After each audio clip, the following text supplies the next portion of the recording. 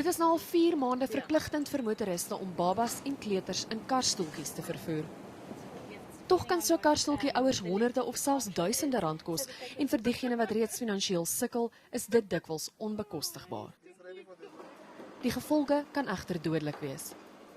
Die Wheelwell span gee dus ou karstoeltjies nuwe lewe. Ons maak hulle skoon, baie belangrik. 'n Karstoeltjie kan vuiler wees as jou toilet, glo my. En dan kyk ons ook dat daar geen defekte of iets fout is by die stoeltjie nie. En as hulle reg is, dan gaan hulle dan vir mense wat hulle nie nuut kan bekostig nie. Ons vra 'n donasie vir die karstoeltjies hier, dit help ons om aan die gang te bly. En die donasie is wat die familie kan bekostig. Sy sê selfs ouers wat die heel duurste modelle kan bekostig, maak soms basiese foute.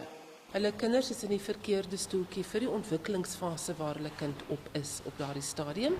En die ander ding is, dit word nie reg geïnstalleer nie. Daar is seker 'n paar tips en hints wat jy moet na kyk as vir om 'n karstoeltjie reg te installeer. Maar die basiese toets is, as daai stoeltjie meer as 2,5 cm enige kant toe kan beweeg, dan is dit nie 'n goeie installasie. As jy 'n ou karstoeltjie het wat net in die motorhuis staan en stof vergaar, skenk dit eerder vir 'n minder bevoorregte gesin.